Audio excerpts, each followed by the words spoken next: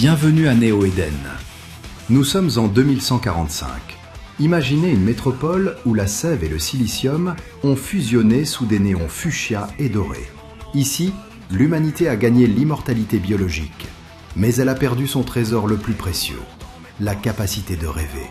Dans cette cité brutale, le sommeil n'est plus un repos, c'est une marchandise. Les puissants instituts monopolisent les songes synthétiques, laissant la masse des arides errer dans une réalité grise, dénuée d'imaginaire. L'équipage et l'hypnose. C'est dans cette pénombre perpétuelle que navigue l'hypnose. Ce n'est pas un simple vaisseau de métal, mais un organisme vivant, une structure biomécanique habitée par Banyam, une conscience végétale millénaire. À son bord, un équipage de marginaux, des trafiquants de rêves.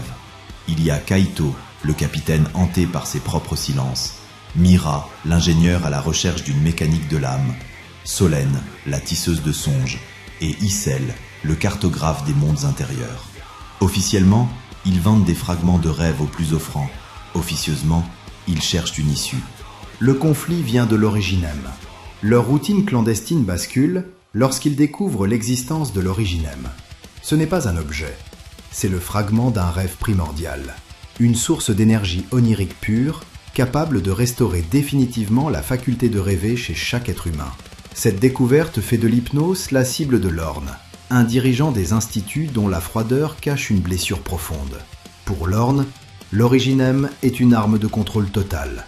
Pour Kaito, c'est une promesse de libération. La traque et la révélation. À travers 24 épisodes d'une traque acharnée, l'équipage réalise une vérité bouleversante.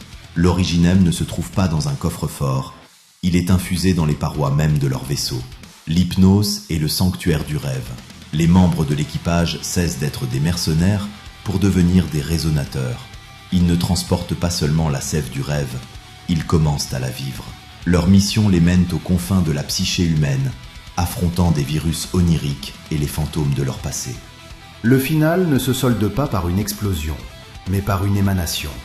Plutôt que de garder ce pouvoir, Kaito et son équipage choisissent de diffuser le secret de l'Originem à travers toute la ville. Les digues des instituts rompent. Pour la première fois depuis des générations, Néo-Éden retrouve ses nuits.